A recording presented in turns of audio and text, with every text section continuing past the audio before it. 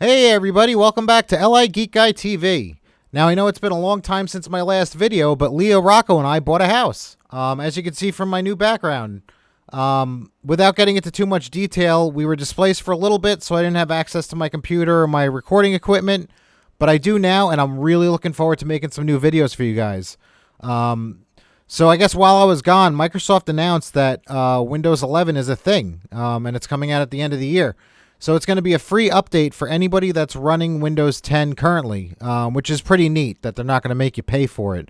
I got a preview build installed on my laptop, and I thought it'd be a cool idea to kind of show it off to you guys and show you some of the new features, and let you just kind of see what it looks like. So let's jump right in.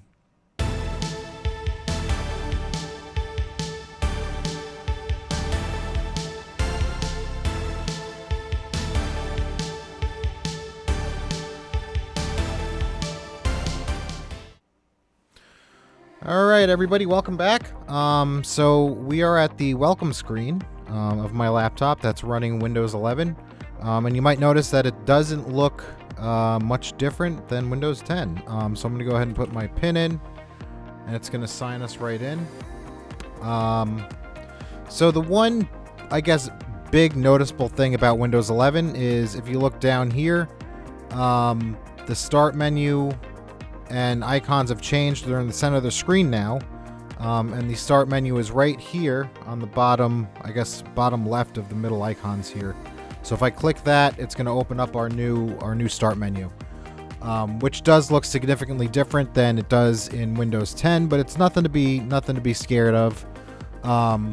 So you have access to all your apps up here, and then your recommended kind of recent files are down here. You can click all apps up here, and it'll bring up everything that you have installed on the computer. It's worth noting that this computer was running Windows 10 before, and I simply updated it to Windows 11, so I didn't delete any programs or anything that was already installed on here. And I have not come across anything that does not run on Windows 11 that did on Windows 10. Everything seems to be pretty compatible with the new operating system. So there are a couple glitchy things, like up here you can see it should say most used, but it's a little cut off. That could be due to the resolution, or who knows. And it's also worth noting that this is running on my laptop, which isn't the most powerful thing in the world.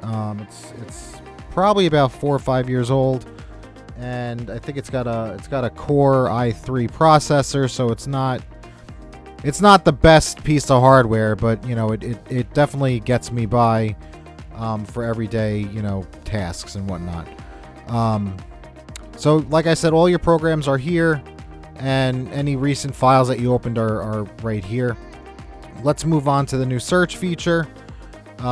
This works pretty much like it did in Windows 10. You could type in anything and it'll pop right up. So if we want to go to settings, look at that. It's pretty quick too.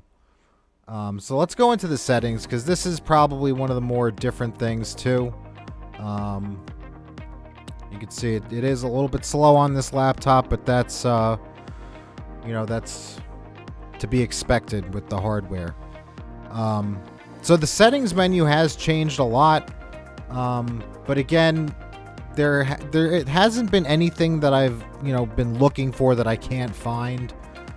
Windows Update is on the top right here. OneDrive, which I personally don't use, and Microsoft 365 are both accessible here. And then everything else is, I guess where it should be. We click Network and Internet. Give it a second to load, and it'll let you connect to, whatever Wi-Fi you want. And I mean, the rest is pretty much self-explanatory. So they're saying that the, gaming on Windows 11 is supposed to be a lot better. Obviously I can't test it on this laptop yet, but it's supposed to kind of streamline the use of solid-state drives with your games on the computer, which is something that I'm kind of looking forward to. It'll significantly speed up loading times in games and whatnot. If that's something that you're into, that's something to look forward to. And again, I won't be able to kind of test it and review it until I get this running on one of my better computers. So what else do we have down here? So this is, you can split up different desktops, which I'm still not too sure what it does. I think it has something to do with if I have programs open. So let's open up Opera right here. Another thing to note are the windows are curved. That's like one of the big new features, I guess, of Windows 11, curved windows. So let's open that, and let's open up Chrome just for good measure. And now if I switch desktops, just give it a second to load. This thing is truly showing its age right now, but it's all good.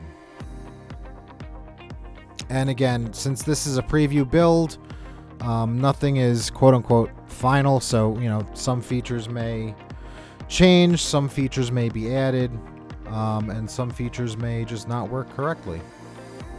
Like it looks like Explorer just crashed on me. I'm gonna go ahead and minimize that and wait for it to reload. And again, this is all expected.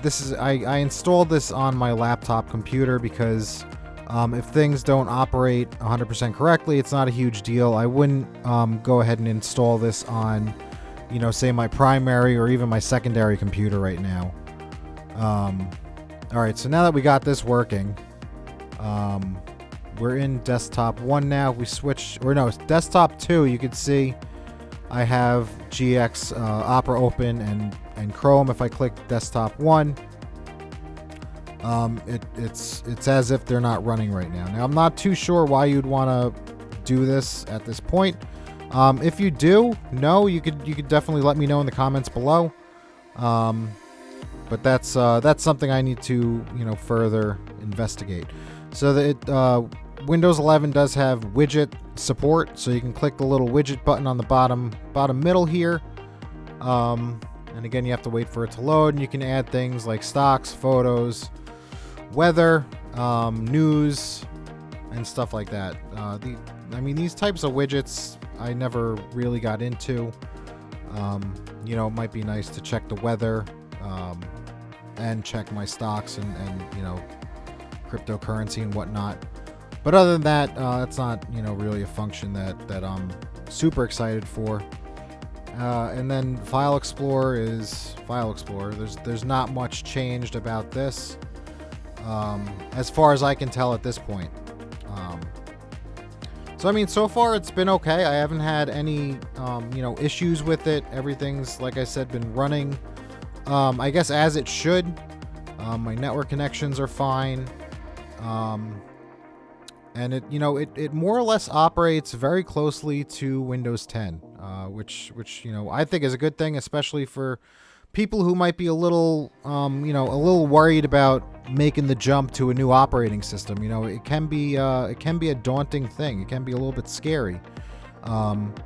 But I assure you, there's nothing to be scared of yet. Everything seems to be running okay. Of course, I'll come back to this and I'd like to. There's not really any other features that I can show off. I know that Microsoft is trying to implement Microsoft Teams into Windows 11, which it doesn't seem to be implemented yet, at least not that I can see.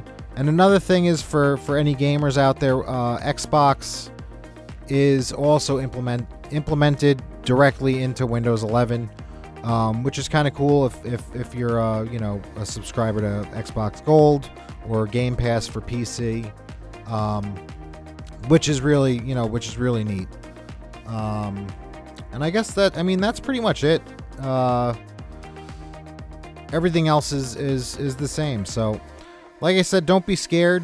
And honestly, I wouldn't install this on my primary hardware now. If you have a computer that's just kind of floating around that you kind of screw around with a little bit, you can install it and check it out.